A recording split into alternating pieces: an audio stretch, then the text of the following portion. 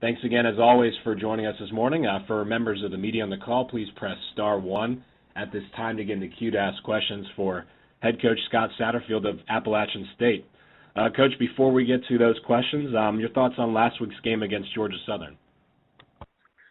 Well, I think obviously it's a great rivalry that we love playing against every single year, and then for us to go down there and get a big win on the road was big for our program, and our kids came out and played well. Not off the start. We had a rough first quarter, but after that kind of regrouped and played well from that point forward, and ended up getting a really good big win for us, and now sitting at 4-0 in the conference, right where we want to be, and looking forward to Texas State coming to town this week. And, Coach, you mentioned Texas State coming up. What are your thoughts on the Bobcats approaching this Saturday's game? Well, Coach Everett Withers is, first year down there, and these guys, a little bit like when I took over here at App. I mean, you kind of go through a little bit of rebuilding process, and that's kind of where they are right now. He's kind of trying to put his spin on things and get his culture in there, and that takes time to do that. Kids play hard. They're getting after it. They had a huge win early in the season, beating Ohio in I think 4 overtimes, and but struggled here late of the last few games. And I think depth is an issue for them, but nevertheless they're playing hard. They are coached well, and it's one of those deals where he's just trying to get his culture going the way he wants it.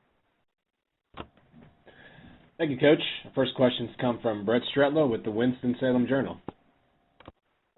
Having Ike Luke's back in the fold and Deltron back healthy, I wondered if you could just chat a little about those guys, especially what they do in maybe that jet sweep game with their speed, what that gives you.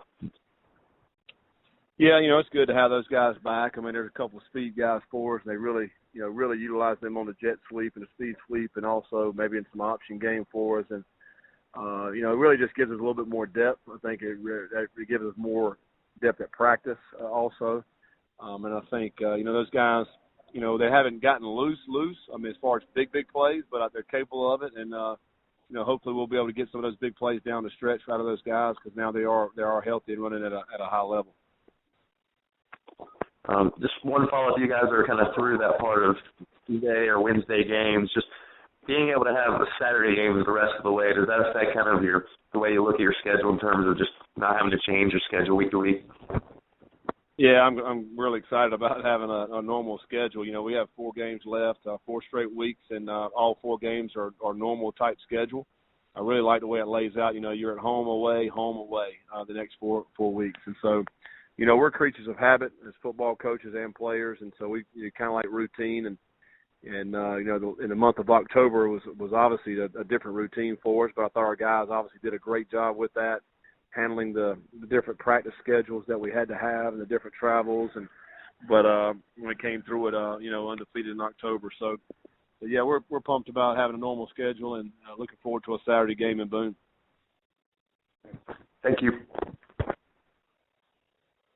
Coach, before we let you go, just want to ask you 2 questions about your defense. One, what can you say about the effort at Georgia Southern on Thursday night in the second half to really limit the Eagles on the ground and passing-wise while you closed out that game?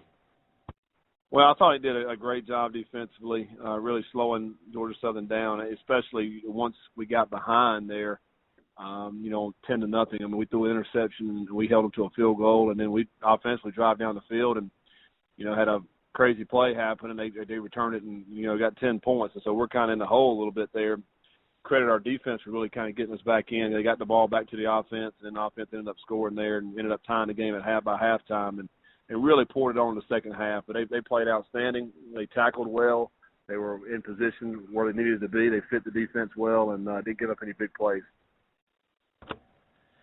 And finally, Coach, with 3 interceptions on Thursday night, you now moved into the nation's lead, or tied for the nation's lead, with 15 interceptions. What's been the key to having so many forced takeaways on the defensive side?